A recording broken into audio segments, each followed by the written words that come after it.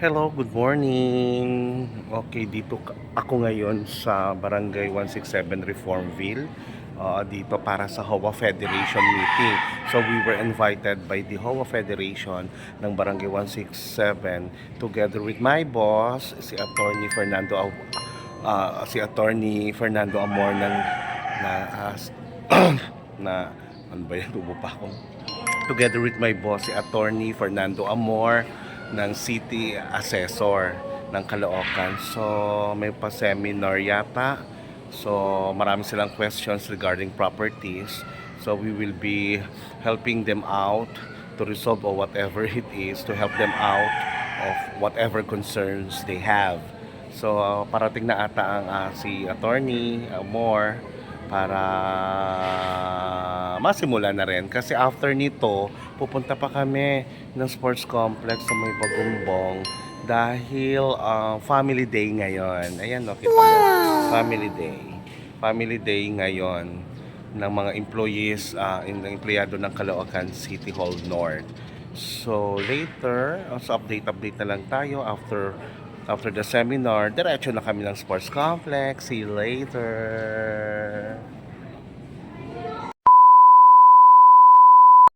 Okay, I'm back again. Start na ng aming seminar orientation para sa HOA Federation. Dito ng Barangay 167 Liano. Mga concerns nila about their property taxes and everything. So ayan, start na si boss magsalita. So nag-facilitate ako. And we're gonna answer questions regarding with their concerns, especially about property taxes. Okay. Yan po yung property tax sa mga business taxes. New generation. So pursuant to the RA 7160, no, nakalagay kasi doon, kailangan magpasa tayo ng revenue code. Kasi po, ang tax natin, it must be provided by law. So, noong 1992, no, nagkaroon tayo ng revenue code ng Caloocan City pursuant to Republic Act 7160.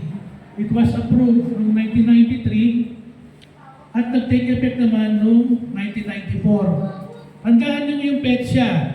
1994, third year high school pa lang po ako noon. No? 15 years old lang po ako noon. Yun yung sinasabi nyo na mababa pa yung rate kasi naman yung value for money noong that time, mababa naman talaga.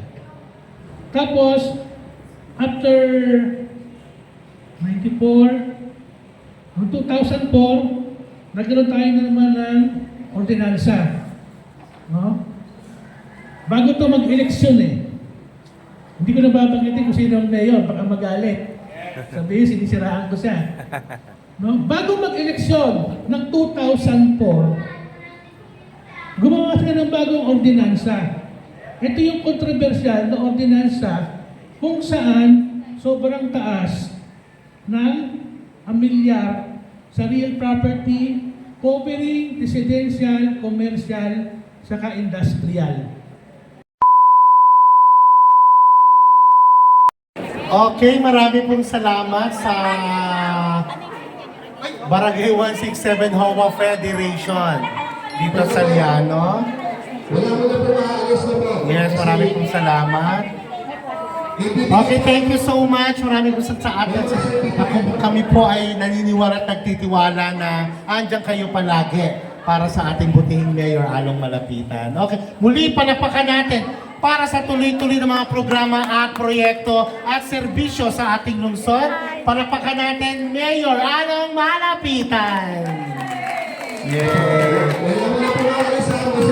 Siyempre, palapakan din natin si Attorney Bench Roque, Attorney Fernando Amor, City Assessor, ang tagaharo. Ayan. Siyempre, thank you so much. We're done sa meeting. This is Sam. Maraming salamat po.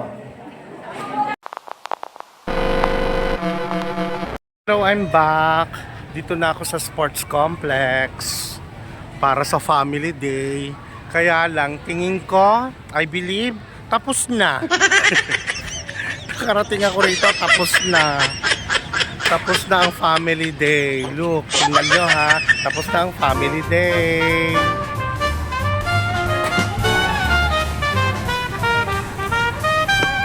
Ayan, oh. Ligpitan na. Wala nang laman ng mga lamesa. Nagliligpitan na. Oh, ayun, punta lang ako doon sa pwesto namin sa assessor. Tapos na. Galing kasi ako sa seminar ng HOA Federation. Seminar pala yon. Para ko meeting lang. Seminar pala. Anyway, nag-enjoy naman kami lahat sa seminar. Marami kaming natulungan mga homeowners association, lalo na sa federation. Eto na lang. Tapos na nga. Tapos na. Ayan, wala na. Linis. Ang linis. Diba? Ang linis-linis na. Wala na. Okay. First time ko hindi naka-attend ng family day.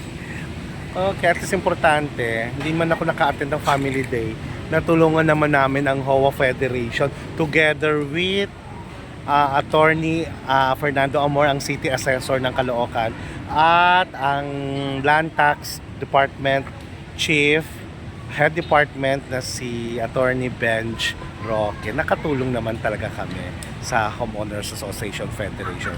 Okay, kahit na hindi ko na-enjoy ang family day today, okay lang. Importante nakatulong kami sa Batang Kangkalu.